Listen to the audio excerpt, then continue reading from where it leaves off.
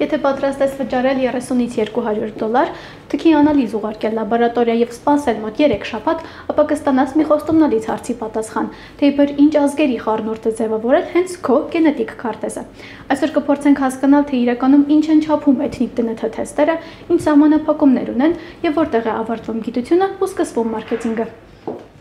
Այս լուրջ լաբորատոր հետազոտությունը տիկտոկյան ու ինստագրամյան թրենդ է դարձել, տարածվել աշխարհով մեկ։ Թուրքիայում, Ադրբեջանում, Վրաստանում, Իրանում շատերը պարզում են, որ այն ազգության հետ, որ իրենց միշտ ասոցացրել են, իրականում կամ առնչություն չունեն, կամ էլ շատ քիչ են կապված։ Իսկ այս օգտատերն էլ պարզել է, որ ավելի շատ հայ է, քան թուրք։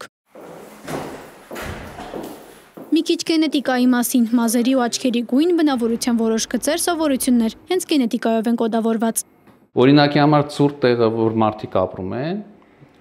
դուք տեսած կնեք Թիբետում, օրինակ, իրենց քթանցքները ուրիշ ձև են, աչքերը նեղ են։ Այդ սաղ ֆենոտիպիկ արտահայտումներ է գեների, որոնք ուրեմն ժառանգապես, ժառանգից ժառանգ վերածվում են, այսինքն վերցվում է, այսպես ասած, բնությունը վերցվում է այն հատկանիշները, որոնք ավելի հարմարված են տվյալ բանին, արտաքին ազդեցություններին։ ԴՆԹ թեստի միջոցով էթնիկ ծագում պարզելը 15 տարի առաջ էլ կար, իսկ հետազոտությունները գիտնականները դեռ 80-ականներից են անում, իսկ որքանով են դրանք ճշգրիտ։ Ճշգրտությունը հետևյալն է, ինչ վերաբերում է ուրեմն գենետիկական տվյալներին, զուտ գենետիկական տվյալներին, այսինքն այդ մասնագիտական տվյալներին, ճիշտ է, նրանք չեն խաբում, բայց այստեղ կա որոշակի շեղում, որը այդքան էլ գիտական չի, քանի որ նրանք ուզում են ներկայացնեն ոչ թե աշխարհագրական արմատները, այլ ներկայացնում էթնիկական արմատները։ Այդտեղ արդեն շատ մեծ ես չէի ասի խաբեբայություն, բայց շատ մեծ շեղում կա։ Լևոն Եպիսկոպոսյանը պատմում է, որ իր գործընկեր գիտնականներից մեկն էլ մի քանի ազդեցիկ լաբորատորիաներում հանձնել է նույն թեստը։ Ինքը 3 ընկերության համար այդ փաստորեն իր բանը ուղարկեց, իր նմուշները ուղարկեց և 3 տեղից էլ ստացավ տարբեր պատասխաններ։ Ակտիվիստ Արշակ Մակիչյանը թուրք ընկերներ ունի, պատմում է, որ արել են ԴՆԹ թեստ ու շոկի ենթարկվել։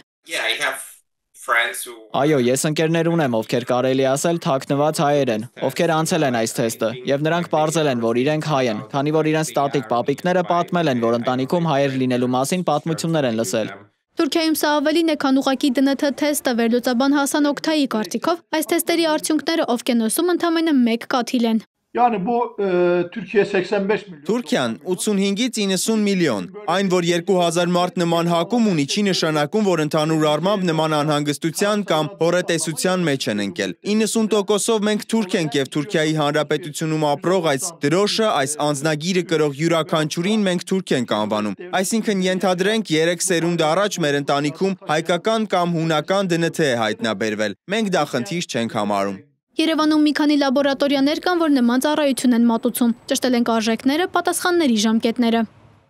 Լաբորատորիա համար 1, արժեքը 170,000 դրամ, ժամկետը 7-ից 10 աշխատանքային օր։ Լաբորատորիա համար 2, արժեքը 110,000 դրամ, ժամկետը 60 աշխատանքային օր։ Լաբորատորիա համար 3, արժեքը 74,700 դրամ, արժեքը 35 աշխատանքային օր։ Հայրական և մայրական կողմ 137,000 դրամ, 35 աշխատանքային օր։